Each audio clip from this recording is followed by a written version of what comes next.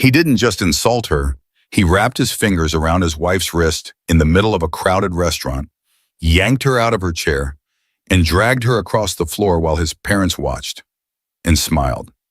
That night, Elena, who everyone at that table knew only as Marcus's jobless wife, stumbled onto the sidewalk with her wrist burning, her cheeks wet, and strangers' phones still recording behind the glass. Inside, her husband sat back down. His mother called Elena lazy. His father laughed and called her a burden. Beside them, Sophie, the pretty coworker with red lipstick, hid a satisfied smirk behind her wine glass. They thought she had no job. They thought she had no power.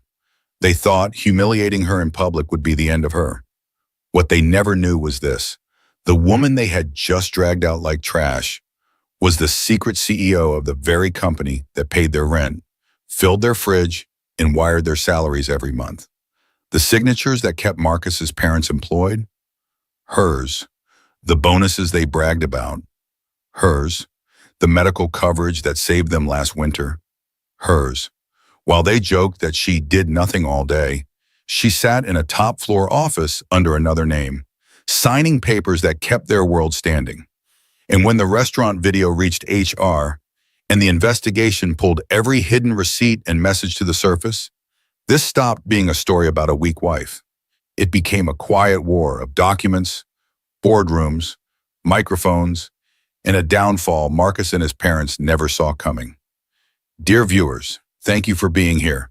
If you watch without subscribing, it's like letting Elena's voice be dragged out of that restaurant all over again. When you click that button, you stand with every woman called useless while she's holding everything together in silence. Please subscribe now, and in the comments, tell me where you're watching from. The elevator doors opened with a sharp metallic chime, slicing through the quiet morning air of the company's top floor. The moment Elena Hart, known at work as Elena Ward, stepped out, every employee who passed her straightened with instinctive respect. They knew exactly who she was here, the 33-year-old CEO who led the company's second expansion, the woman whose calm decisions saved hundreds of jobs during the hardest years. But outside this building, almost no one knew. Not the town, not her in-laws, not even her own husband. Elena walked with soft steps, her presence gentle but controlled, as if she carried more weight on her shoulders than she allowed anyone to see. Her dark hair fell neatly down her back. Her eyes, usually warm, showed a thin layer of tiredness, the kind that comes from giving too much and being understood too little. Her assistant, Clara Finch, a sharp-minded 28-year-old who treated organization like an art, hurried toward her with a folder. "Good morning, Ms. Ward," Clara said, using the name everyone at work knew. Elena smiled. "Morning, Clara. Just us up here this early?" "Mostly finance and HR," Clara replied. "They're finalizing payroll and the quarterly bonuses." As they walked along the glass corridor, staff greeted Elena with quiet respect. Their whispers followed her. "She's the one who saved my department. She approved my emergency leave when my mom was in the hospital. She kept us on during the layoffs." None of them feared her. They were grateful. She made people feel human, even in a corporate building of numbers and charts. Inside her office, spacious, glass-walled, bright with soft sunlight, Elena set her bag down. Clara placed the folder on her desk and flipped it open. "End-of-month salaries and bonuses," Clara said. "You asked me to move these two to the top." On the first page were two profiles: Linda Hart, 64, Quality Control Inspector, Manufacturing Plant; Henry Hart, 68, Packaging Supervisor, Night Shift. Elena's expression softened. Her in-laws, Marcus's parents. They had applied to the company 2 years earlier, desperate for stable work. Elena had quietly asked HR to give their applications a fair priority without revealing she was their daughter-in-law. She stayed away from their orientation, and orders went out to staff. Top management would be low visibility at the plants to reduce tension. They knew the CEO's initials, E. Ward. They saw the name on emails, never on a face. To them, Elena at home was just Marcus's wife who stayed at home doing online things. Clara tapped the page. Both reached their performance targets again. "Do you still want their bonuses processed?" "Of course," Elena said softly. "They've worked hard." You're sure you don't want them to know? Clara asked carefully. That you're the one behind all this? Elena's fingers paused over her pen. A faint, sad smile touched her lips. If I tell them now, she murmured, they won't see my heart. They'll only see the money. She signed at the bottom in precise ink, E. Ward. As she set the pen down, her mind slipped backward. A small living room. A 14-year-old Elena sat beside her mother, Carolyn, a tired but dignified woman sewing a torn school uniform. If you love someone, Carolyn said, eyes focused on her stitches, you don't just love them. You lift their people too. Their parents, their siblings. That's how you show your heart. Young Elena nodded, believing love was simple. You give, they appreciate. What she didn't know then was that some people take what you give and still ask why you haven't given more. Back in the office, Elena slipped off her structured blazer and hung it on the stand. She traded her sleek heels for softer shoes. She tied her hair back into a simple ponytail and pulled on a plain cardigan. Her transformation looked small, but it was a ritual, a daily act of hiding. At work, she was CEO Elena Ward. At home, she let Marcus believe she was just Elena, who did a bit of freelance consulting from her laptop. She had never lied about working, but she had never told him the whole truth. Because Marcus Hart, her 36-year-old husband, had once laughed over dinner and said, high-powered women are too much drama, simple women are easier to handle. She had smiled then, pretending the joke didn't sting. She had told herself he just felt insecure and she could protect both his ego and their love by staying quiet. Her phone buzzed, dragging her back to the present. Marcus, she answered, softening her voice. Hey. His tone was sharp, hurried. Elena, don't be late tonight. Mom and Dad want to talk. I told them we'd all have dinner together. She frowned slightly. Is everything okay? A pause, long enough to say something was wrong. It's fine, he said quickly. They just have concerns about us, about the future. Just don't be late. Concerns. The words sat heavy. Elena's thumb pressed into the side of the phone. I'll be there. The call ended. Clara, who had been sorting some files, glanced up. Everything all right? Elena forced a small smile. Just family dinner. But when she stepped into the elevator to leave that evening, her reflection stared back at her in the mirrored doors. CEO on one side, simple wife on the other. As the door slid shut, a quiet question settled like a weight in her chest.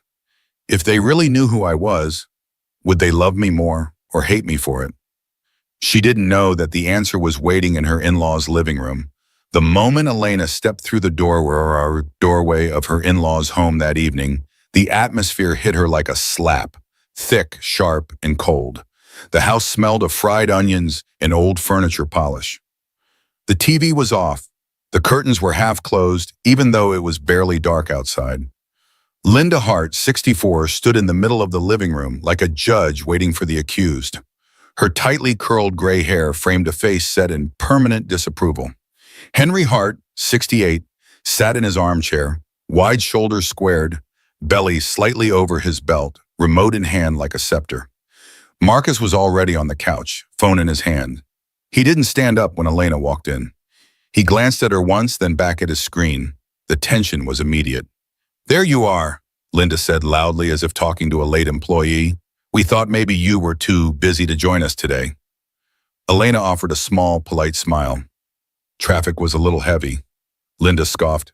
Traffic, of course, Henry chuckled without humor.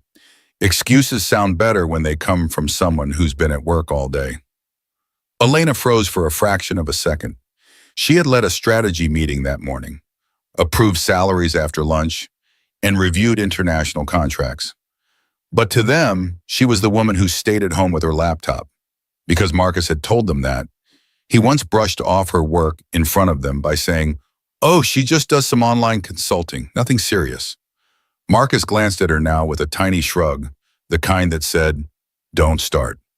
Dinner was served at the long wooden table in the small dining room. Elena took a seat beside Marcus. The plates clinked, spoons scraped, but the silence underneath everything was loud. Halfway through her first bite, Linda began. "You know, Elena," she said, lifting her chin, "a woman your age should be contributing something visible, Something her family can point to and say, "That's our daughter-in-law." Henry nodded. Something real, not just staying home with a computer. Elena kept her voice calm. "I do work. It's just not the kind of work people see from the outside." Henry laughed louder this time. "If you had a real career, Marcus would brag about it. He doesn't mention anything, so what does that tell you?" Marcus shifted in his seat but didn't speak. He didn't deny it. The words pressed against Elena's chest like weights. Linda leaned forward. "I always told Marcus he needed someone who could lift this family up. Someone who would be an asset, not someone we have to carry. A charity case." That's what she meant. Elena's fork paused midair. 2 years earlier, Marcus sat on their couch, showing her his parents' bills. "They're drowning, Lena," he said. "They've worked all their lives. They deserve stability." Elena had looked at the numbers and at his worried face. "I'll see what I can do," she had said softly. The next week, their applications came across her desk. Just 2 more CVs in a stack. She had personally written a note to HR. If their skills match available roles, hire and train. Make sure they're treated with respect. She had approved their medical coverage without telling them she was the one who made it possible. Back then, helping them felt like love. Back at the table, Linda's voice cut through her memory. "How do you spend your time all day?" Linda asked. "Shopping, sleeping, watching TV?" Henry snorted. "A woman your age should know how to support her husband, not sit around." Elena opened her mouth. Marcus put his hand on her leg under the table. To anyone watching, it might have looked affectionate, but his fingers pressed in hard. "Mom, Dad," he said with a half laugh, "let's not turn dinner into an interview." But he didn't say, "She works hard." He didn't say, "She's not lazy." He just wanted the argument to stay quiet. Later, as Linda stood to refill her glass, she leaned toward Marcus and whispered, just low enough to think Elena couldn't hear, "She's not good enough for our family. You can do better." The words landed like a punch. Elena stared at her plate. Her fingers trembled around her fork. She waited, just a few seconds, for Marcus to say something. He stayed silent. The room felt smaller. The air felt heavier. Her heart felt like it was shrinking. She thought of the monthly pay slips she had authorized for Linda and Henry, of the upgraded health insurance she had personally insisted on. They had no idea. They didn't care enough to ask. The dinner dragged on. Elena answered questions politely, smiled when required, and swallowed every drop of hurt. But something inside Marcus shifted, a small crack in glass. As they walked her to the door, Henry clapped Marcus on the shoulder. "We'll talk later, son, alone." Linda kissed Marcus's cheek and ignored Elena completely. Outside, the night air felt cold against Elena's skin. She stood beside Marcus's car, her mind replaying the insults. "If this is how they talk when I'm in the room," she thought, "what do they say when I'm not?" She didn't know that within hours she would hear the answer herself. That sound hit her before she saw him. A sharp laugh, Marcus's laugh, echoed down the hallway of their home, followed by a low, intimate tone she hadn't heard from him in months. Elena had just come back from his parents' house. Marcus had claimed he needed to leave a bit early to answer an urgent work call and had driven off before her. She believed him. She stayed to help Linda clear the table, even as the older woman avoided her eyes. Now, as Elena stepped through their front door, still in her cardigan and flats, the house lights were on. Marcus's voice drifted from his home office at the end of the hallway. She froze. The door was half open. "Yeah, babe," Marcus was saying softly. "She won't be a problem much longer." The words sliced through her like a knife. Elena's fingers tightened around her purse strap. Her heart pounded so loudly she almost couldn't hear the faint giggle that followed through the speaker. A woman's giggle. Confident. Flirty. She took 2 slow steps closer, careful not to make the floor creak. Marcus leaned against his desk, his back half turned to the door. He smiled, a soft, playful smile she couldn't remember seeing directed at her in a long time. "Just give me a little more time," he whispered. "After tonight, she'll see she's not the right fit for my family. They already think she's useless. It won't take much." Another giggle, louder. Now Elena recognized it. Sophie Turner, 30, from Marcus's department. Always with red lipstick, always standing too close in group photos. The coworker who once joked, "You're lucky to have Marcus." Women at the office would line up for him. Elena had smiled and ignored the discomfort. Now every late meeting, every unexplained mood, every cold shoulder at home, lined up in her mind like proof. Her knees weakened. This wasn't a sudden mistake. This was planned. She pressed her back against the hallway wall, breathing quietly. Inside the office, Marcus kept talking. "Sophie, relax," he murmured. "You know I can handle her. She's soft. She doesn't even have a real job. Her parents don't like her. My parents don't like her. She'll break on her own." Her chest burned. No real job. The CEO of his company, the woman keeping his parents afloat. Footsteps sounded behind her. Elena turned quickly. Noah Jensen, 27, a coworker from Marcus's department, stood at the front door holding a slim folder. He looked surprised to see her pressed against the wall, eyes wide. "Elena," he whispered. "Marcus asked me to drop off the revised numbers before tomorrow's meeting. I didn't know you were back yet." Marcus's voice drifted out again, mocking and soft. "She thinks she matters. She doesn't. Tonight was the first step. After a few more scenes like this, she'll either leave on her own or I'll have enough reason to tell her it's over." Noah's eyes widened as he heard the words. Elena shook her head quickly at him, tears gathering. Her message was clear. "Please, don't say anything. Don't let him know I'm here." Noah swallowed hard and stepped back, moving silently toward the door. He closed it behind him as quietly as he could, leaving her alone, but now not completely unseen. There was at least one witness. Inside, Sophie's voice was faint but sharp. Elena couldn't hear every word, but she caught enough. "When we're together properly, when your family finally sees..." Marcus chuckled. "Sophie, stop. You're going to get me too excited. We'll celebrate soon. I promise." She won't see it coming. The words turned Elena's stomach. He was using the same lips that had promised to protect her, to build a future with her, to talk about destroying her in slow motion. Her throat tightened so much it hurt. She pressed her fist against her mouth to stop any sound from escaping. Her phone buzzed suddenly in her pocket. The vibration jolted her. She stepped back down the hall, away from the door, fumbling for it. A message from Clara. "Clara, board wants to schedule the end-of-quarter review. Need your approval." The contrast almost hurt. In one world, she was a wife being quietly erased.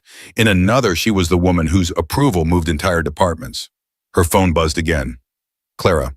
Also, Jonas from Internal Investigations found something odd about Marcus's department expenses. You may want to see this." Elena stared at the screen. Marcus's laugh echoed again from the office, blending with Sophie's voice. Her heart broke and hardened at the same time. There would be no begging, no chasing, no competing with a woman who sat on the other side of loyalty. She stepped away from the office door and up the stairs, moving like a ghost through her own home. By the time Marcus ended the call and walked into the hallway, she was already in the bedroom, sitting on the edge of the bed, phone in her hand, eyes dry, too shocked to cry. He would never know she'd heard everything. Not yet. But the message from Clara sat on her screen like a seed. Tomorrow, numbers and documents would start talking. The restaurant buzzed with warm chatter, clinking glasses, and soft music, the sound of people relaxing after long days. Then the Hart family walked in. Marcus had suggested the dinner that morning, his tone oddly cheerful. "Let's all go out tonight," he had said. "Mom and Dad want to smooth things over after yesterday." He'd even added, "Dress nicely, okay? I want my wife to look her best." For a moment, Elena hoped. Maybe he'd heard how cruel his parents had been. Maybe he wanted to fix it. Now, as they followed the host to a long table near the center of the restaurant, Elena realized she had been wrong. Linda and Henry were already seated. Linda's lips curved into a thin, satisfied smile the moment she saw Elena. Henry's eyes flicked over her outfit, simple dress, soft cardigan, with quiet judgment. Marcus didn't reach for Elena's hand. He walked ahead, leaving her to trail behind him like an afterthought. The tension settled around their table like smoke. "So," Linda said loudly as soon as Elena sat down, Did you sleep all day to look this tired? A few heads turned nearby. Elena kept her voice gentle. I came straight from work. Henry scoffed. Work, right. Linda widened her eyes in exaggerated surprise. Oh, that's right. You do your online thing. She waved her hand vaguely. It must be nice staying home with a laptop while other people have real shifts. Marcus looked at his menu and said nothing. A waitress approached then. Her name tag read Mira. She was in her late 20s with kind eyes that noticed more than she said. She set down water glasses and offered a polite smile, but her gaze lingered on Elena for a second longer. Curious, concerned. Thank you, Elena said softly. Mira nodded and stepped away, but she stayed within sight. Some part of her already sensed this table would be trouble. Linda continued, louder this time, as if performing for the room. A wife should contribute something visible, something a family can be proud of, not just sit at home, existing. Henry chuckled. She's more trouble than help. The people at the next table exchanged glances. One of them lifted a phone slightly, pretending to check messages, but already recording. Elena's fingers tightened around her napkin. I do contribute, she said evenly. You don't have to see it for it to be real. Marcus exhaled sharply. Can we not do this here? He muttered. But again, he didn't tell them to stop. Before Elena could respond, a bright voice cut through the air. Oh my God, Marcus? Elena's spine stiffened. She turned and saw her. Sophie Turner, red lipstick, fitted dress, confident walk. She held a small clutch in one hand and her phone in the other, as if she'd just finished scrolling through something entertaining. She didn't look surprised to see Marcus. She looked ready. Sophie, Marcus said, standing too fast. Wow, I didn't expect you here. The lie was thin. Elena saw it in the way his shoulders relaxed in relief, not shock. Sophie brushed her fingers lightly against his arm. You look great, she said. Big night. Linda's eyes lit up like she'd just found a shiny object. Marcus never mentioned he had such a beautiful coworker, she said. Sophie glanced briefly at Elena, eyes cool and assessing, then smiled wider at Linda. Oh, I'm just someone he sees at work. A lot. She emphasized the last two words. Mira slowed as she passed again, watching the scene unfold. Something about Sophie's presence, Marcus's posture, and Elena's silence knitted together into a picture she didn't like. Linda took it further. A woman like this, she said, motioning at Sophie, looks like she knows where she's going in life. She turned to Elena. You could learn a thing or two. The words sliced deeper than they knew, because Sophie didn't just know where she was going. She knew exactly whose place she was trying to take. Under the table, Marcus grabbed Elena's wrist. From the outside, it might have looked like a husband calming his wife, but his fingers dug into her skin. Don't start, he hissed under his breath. She flinched. Mira noticed the movement and the pain flickering across Elena's face. Her own lips parted in shock, but she stayed professional, stepping back. Linda clicked her tongue. Honestly, Elena, you're embarrassing this family. Look how you dress. Look how you sit, like you're apologizing for being here. Henry added, you drag Marcus down instead of lifting us up. Chairs scraped nearby. People stopped eating. More phones pointed their way now, some openly. Marcus stood up suddenly and yanked Elena's wrist harder. Come on, he said sharply. You're making a scene. Her chair scraped loudly against the floor as she stumbled to her feet. Marcus, you're hurting me, she whispered. But he didn't loosen his grip.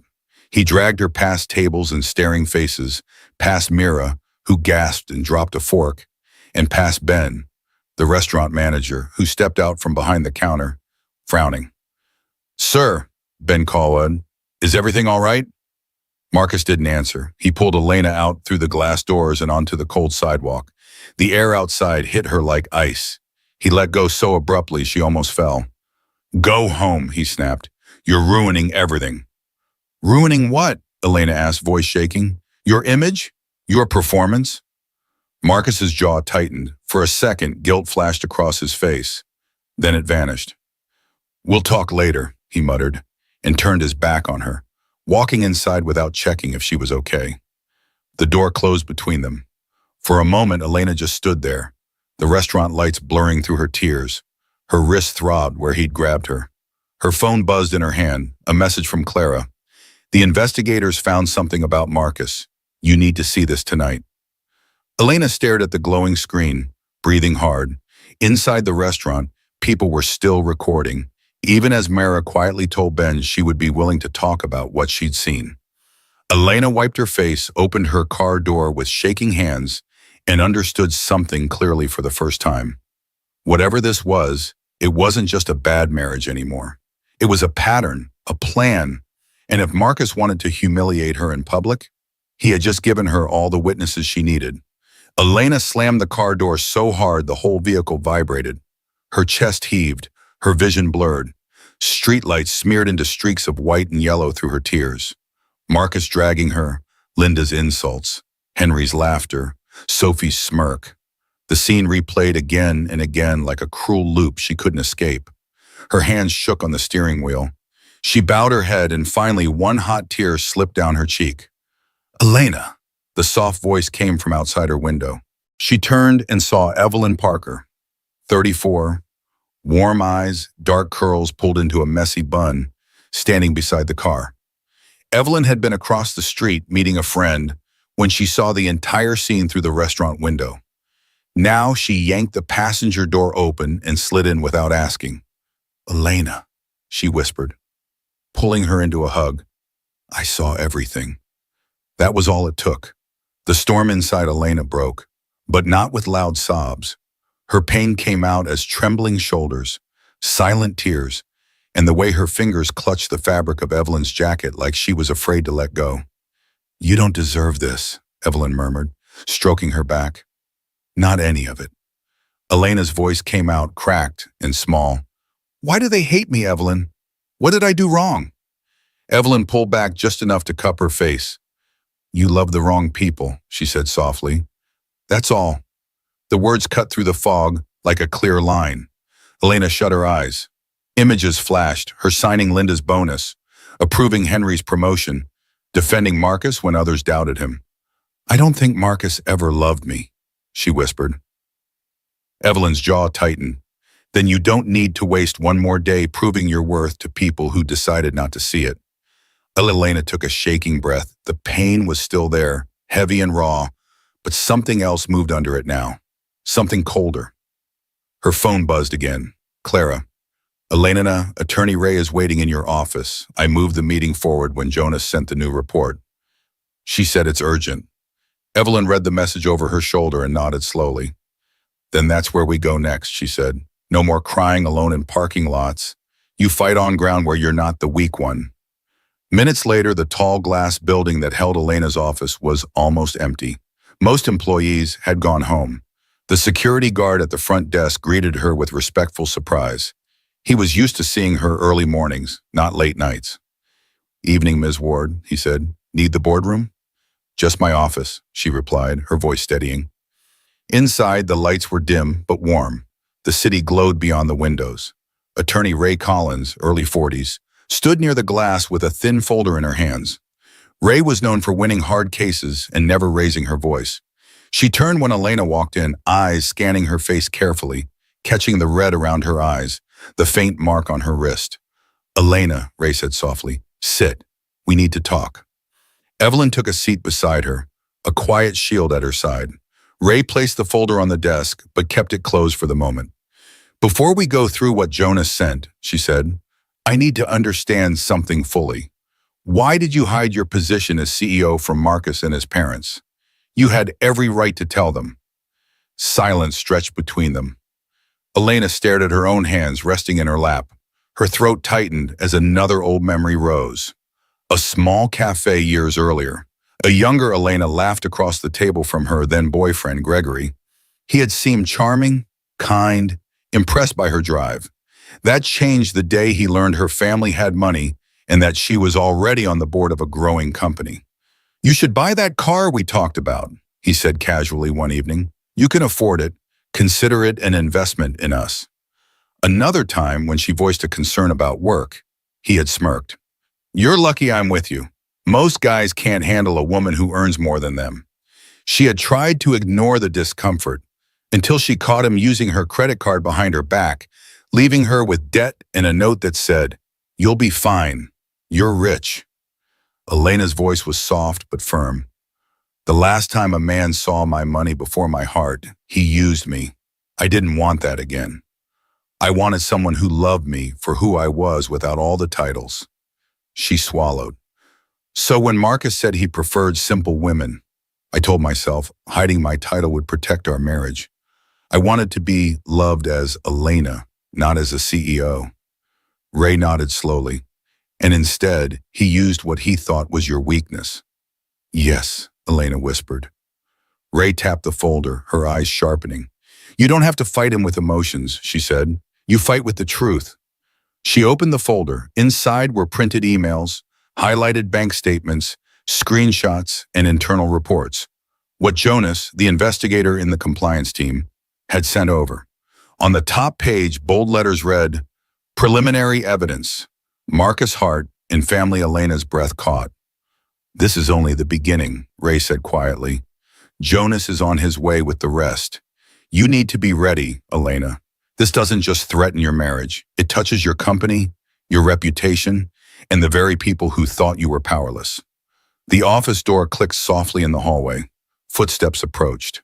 The silent storm inside Elena settled into something focused and cold. The office door swung open hard enough to rattle the glass. Elena flinched, then looked up. Jonas Hale, 38, stepped inside. He was tall, dressed in dark clothes as usual, with a serious face that rarely showed emotion.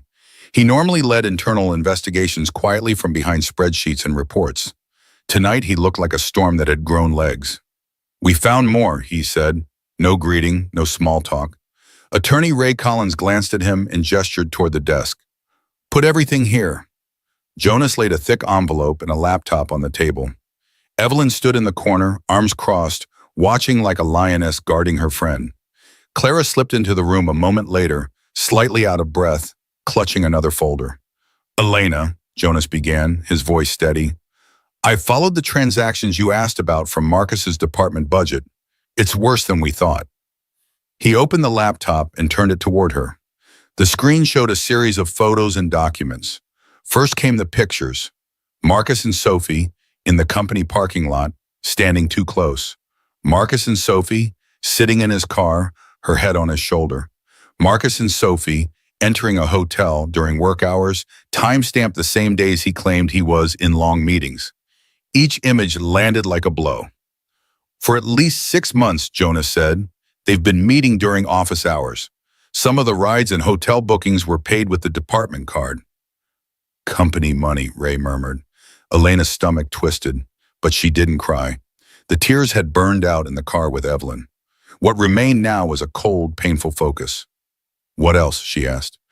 Jonas clicked to another folder. "Expense reports," he said. He labeled some of their dinners and rides as client meetings and team-building sessions. When we checked, there were no clients, no official events.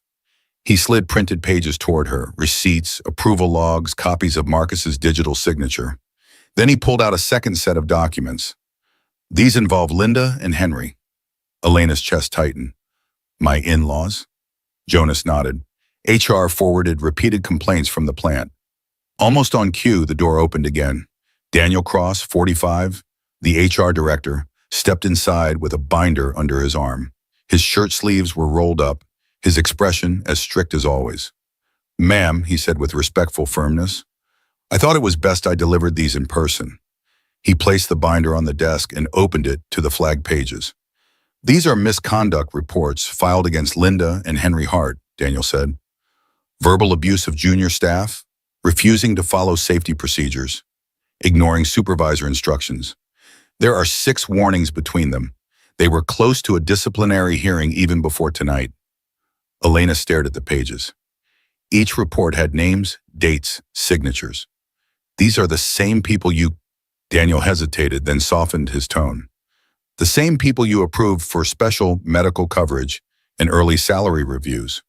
Clara stepped forward with her folder. "Those records are here," she said gently. All the salary approvals, bonuses, and medical benefit upgrades for Marcus's parents. She opened the folder so Elena could see the top page. Employee, Linda Hart. Adjustment, medical coverage upgrade, or approved by Wisan IT Sony Ward. Underneath, another page. Employee, Henry Hart. Adjustment, role and salary increase. Proved by Money Chalmepan E. Ward. Elena's fingers brushed over her own initials. A younger Elena sitting in the same office smiling as she signed their hiring forms. Marcus had sent her a long text that day. Thank you, Lena. You're saving my parents. She'd felt proud, grateful, certain she was doing the right thing. Now, sitting in the same chair, she realized those signatures had become proof of something else. She had lifted people who never once tried to lift her back. Ray's voice cut through the heaviness. We now have 3 layers, she said calmly. Number 1, Marcus's affair and misuse of company funds. Number 2, Linda and Henry's repeated misconduct. Number 3, documented proof that you supported them all, financially and professionally. Daniel folded his arms. The board has already seen the preliminary summary, he added. They were, stunned. Chairwoman Dawson insisted we handle this with full transparency. Jonas nodded. They've scheduled an all-hands leadership meeting for tomorrow morning. Officially, it's the quarterly update. Unofficially, Ray said, it's when the truth walks onto the stage. The room went quiet. Elena looked at the photos of Marcus and Sophie again, then at the reports on Linda and Henry, then at her own signature on their benefits. She straightened slowly in her chair. Tomorrow, she said, voice low but steady, I stop hiding, no more masks, no more protecting people who tear me down. Ray closed the folder with a soft snap. We'll have security, HR, and legal present, she said. You'll have the board at your back. This won't be chaos, it will be order. Daniel nodded. I'll prepare the formal termination packets and policy references. Jonas unplugged the laptop. I'll handle the presentation files and video evidence. Clara placed her hand gently on Elena's shoulder. And I'll make sure everything runs smoothly behind the scenes, like always. Elena exhaled slowly. Then let's do it, she said. Let the whole company hear who I am and what they did. Ray gave one last warning, soft but sharp.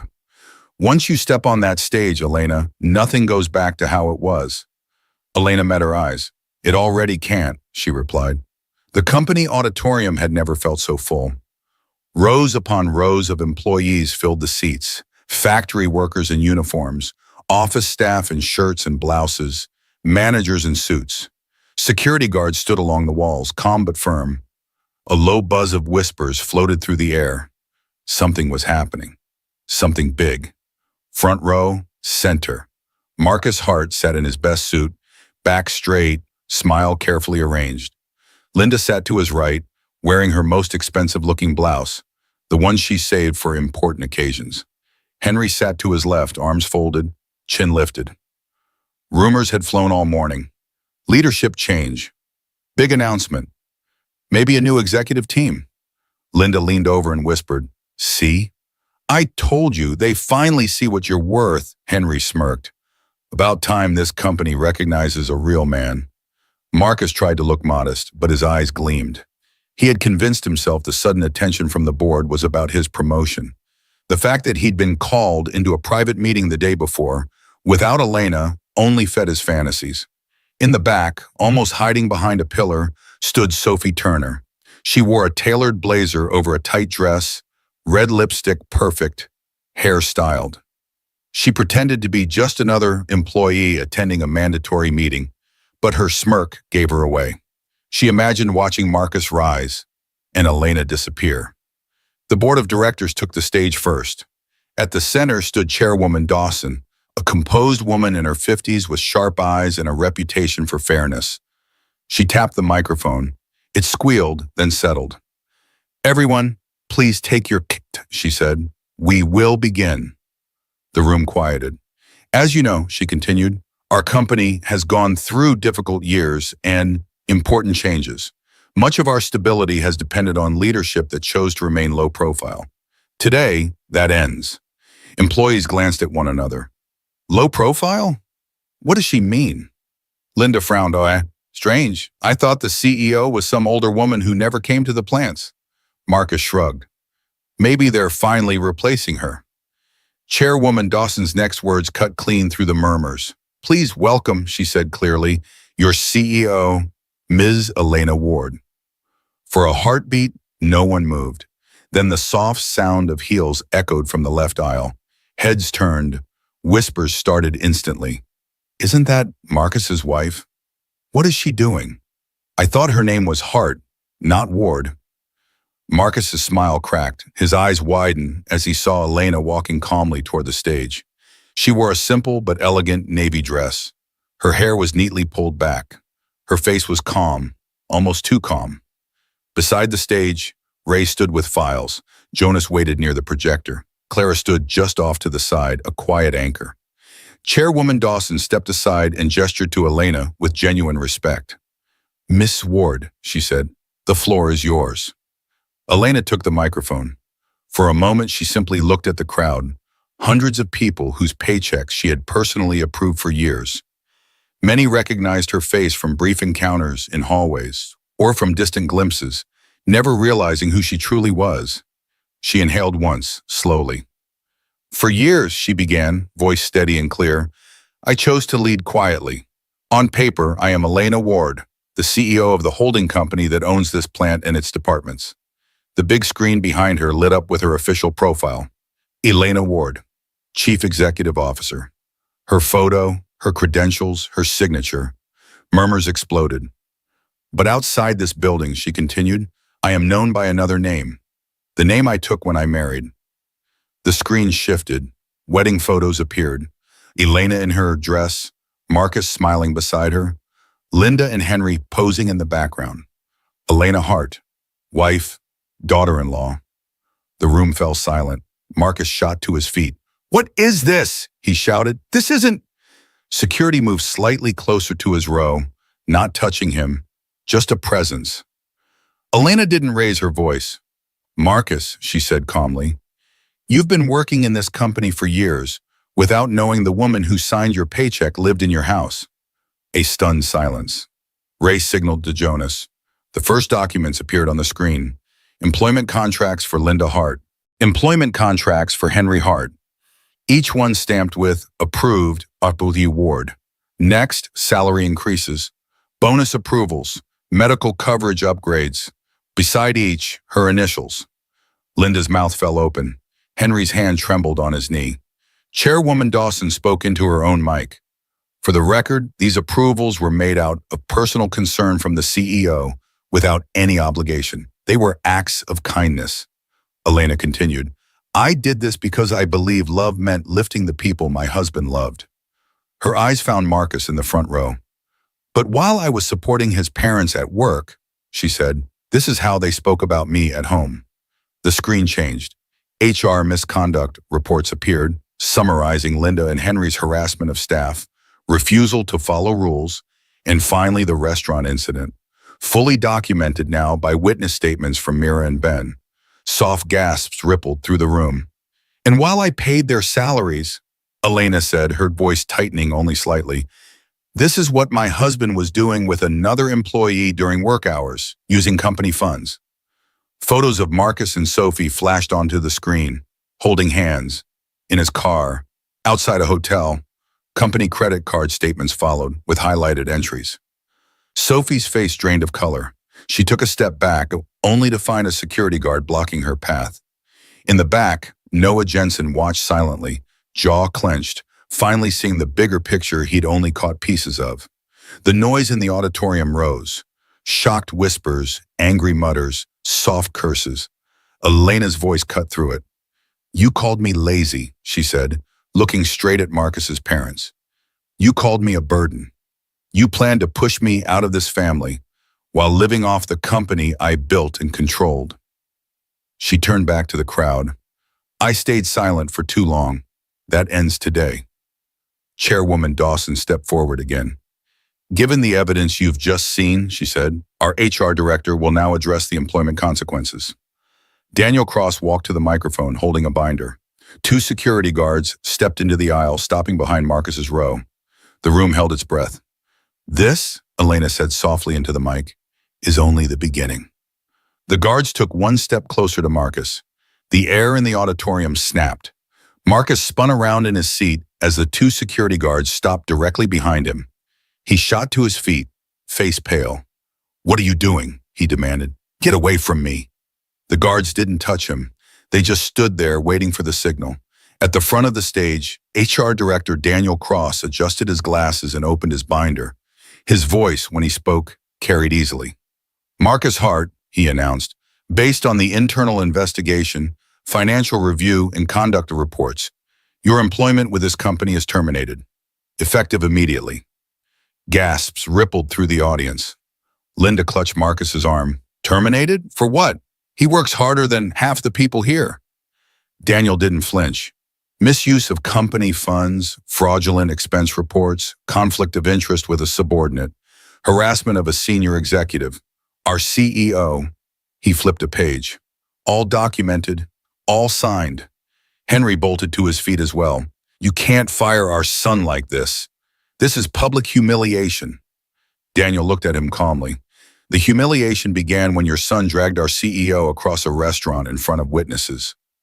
Murmurs grew louder. Phones had been up since the moment Elena walked on stage. Now they recorded every second. Linda turned to Elena, eyes flashing. "Tell them this is a mistake," she shrieked. "Stop them! You owe us that much after everything we did for you." Elena's expression remained steady. "I owe you nothing," she said quietly. "You chose your actions. Now you face the results." Daniel turned a page. "As for Linda and Henry Hart," he continued, "your employment is also terminated." The room went utterly silent. "Multiple misconduct reports," Daniel read. "Bullying junior staff, ignoring safety protocols, disrupting supervisors and refusing instructions. Final violation, public harassment of the CEO, and behavior that damages the company's reputation." Linda's jaw dropped. Henry's shoulders slumped as if someone had cut the strings holding him up. "This is revenge," Linda shouted. "You're doing this because she's angry. This is personal." Chairwoman Dawson stepped to the mic, her tone firm. "On the contrary," she said, "the board reviewed this evidence before this meeting. We made our decision yesterday based on policy, not emotion." At the back, Sophie tried to edge along the wall toward the exit. A guard stepped in front of her, blocking the way. "Let me go," she snapped. "I work here, but I'm not part of this." Jonas approached with a USB drive in hand, voice calm. "Actually," he said, "you are." He looked up at the projectionist and nodded. New screenshots appeared on the screen. Bank transfers from Marcus's personal account to Sophie's. Several large amounts. Regular dates. "Payments," Jonas said, in exchange for silence.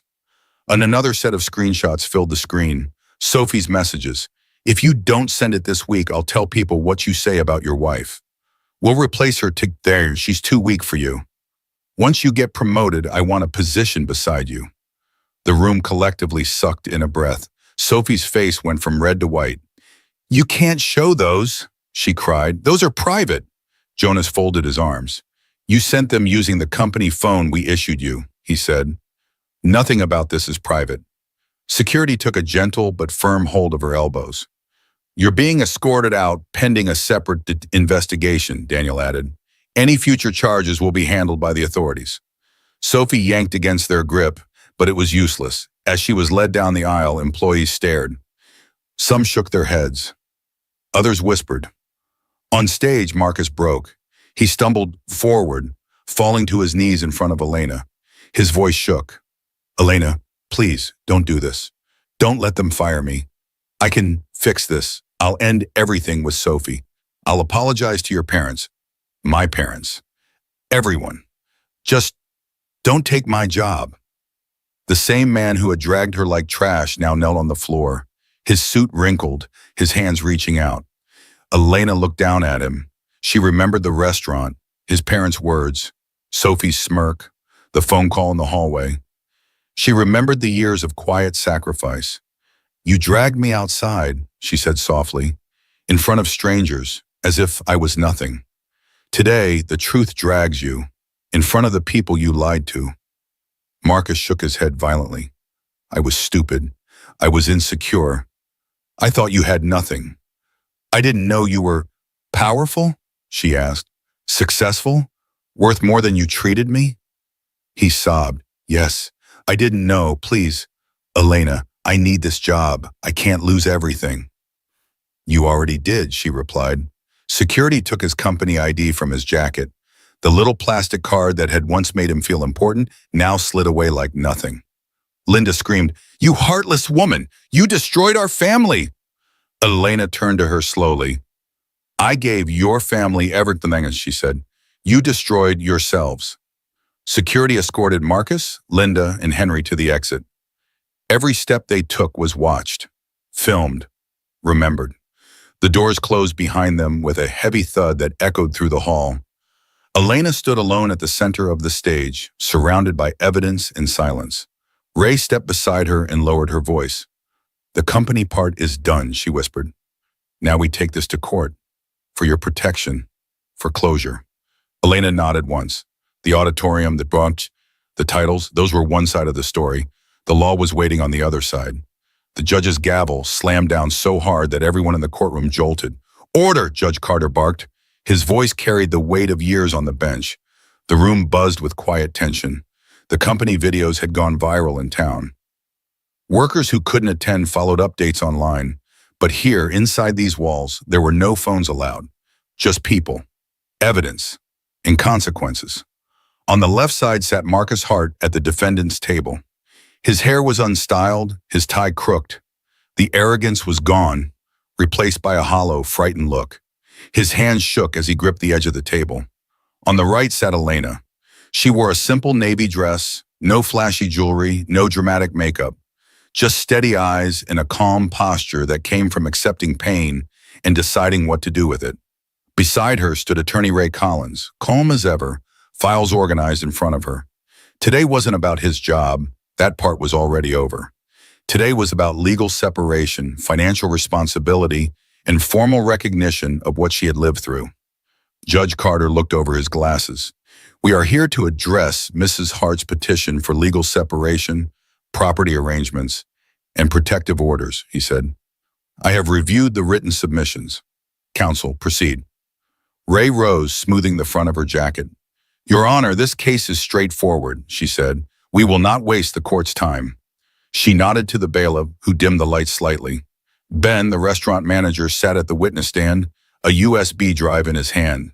The judge allowed the video to play on a large screen mounted for evidence. Every second passed slowly. Marcus grabbing Elena's wrist, Linda mocking her, Henry laughing, Sophie sitting back, entertained, Marcus dragging Elena through the restaurant, Mira's shocked face, phones filming. The video ended with Elena alone on the sidewalk, clutching her arm. Soft gasps echoed around the room.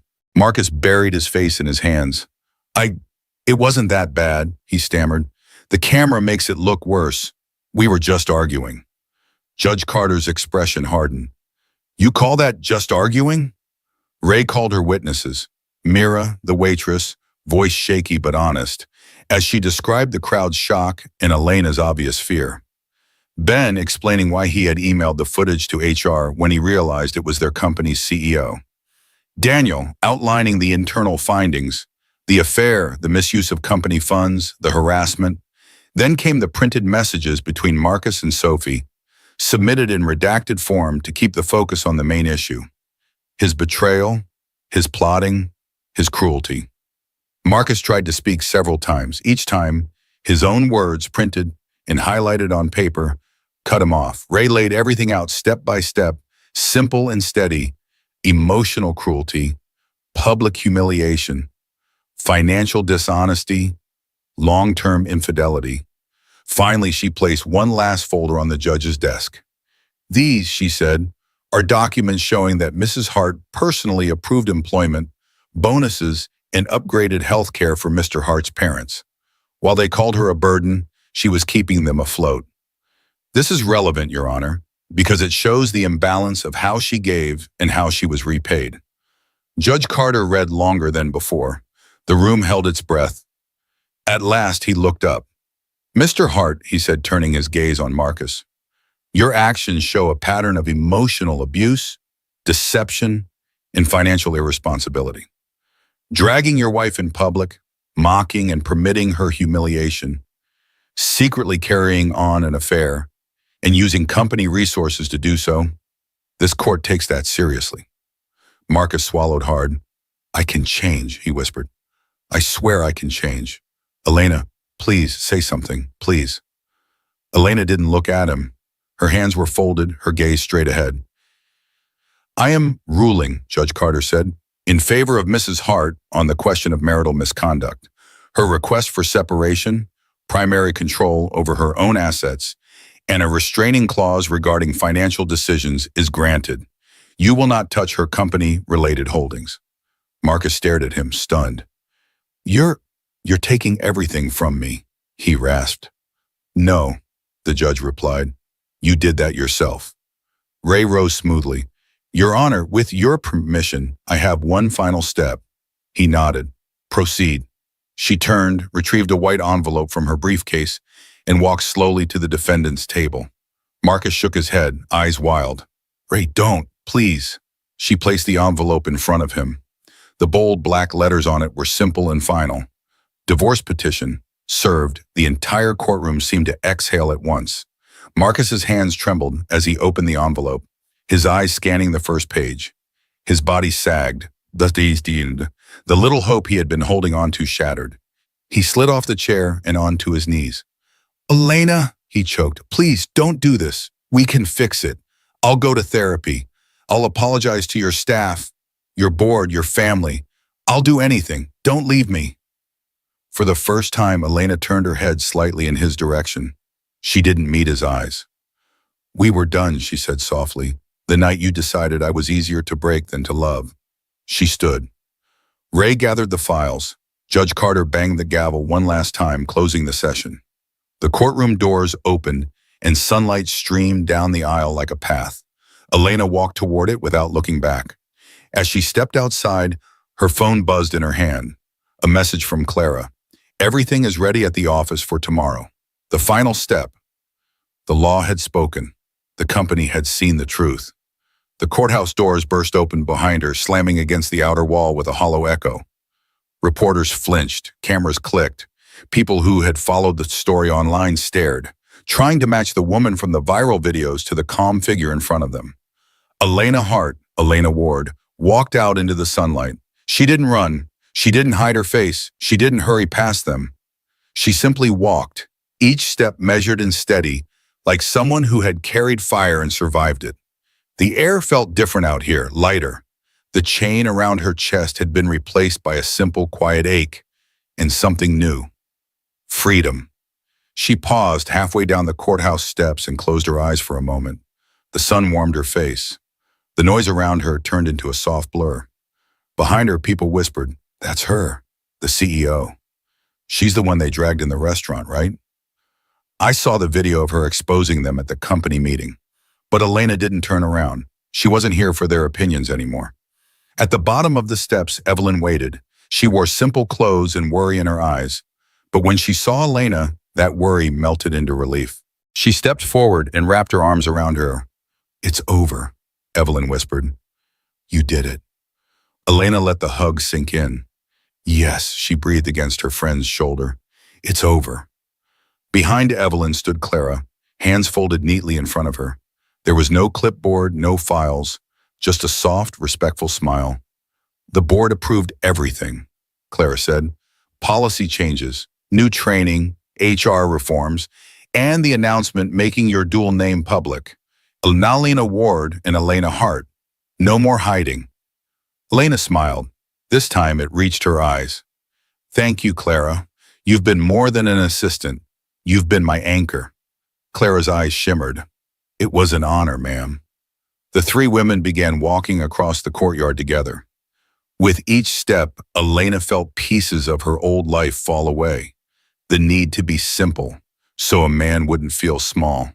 The fear of revealing her success. The habit of shrinking so other people could stretch their shadows over her. In her mind, a soft narration rose, like the closing lines of a story she had finally rewritten herself. In the end, truth didn't just expose them, it freed me. I thought keeping myself small would protect my marriage. Instead, it only protected their lies. She lifted her head toward the clear sky.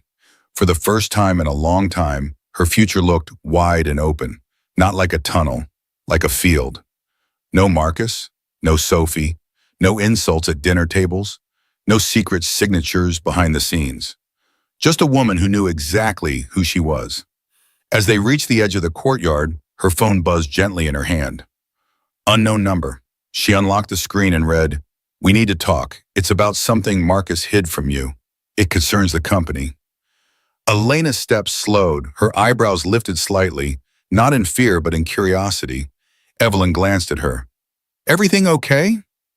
Elena slid the phone back into her purse. The corner of her mouth lifted. "Yes," she said quietly, "but it seems the truth isn't finished talking yet."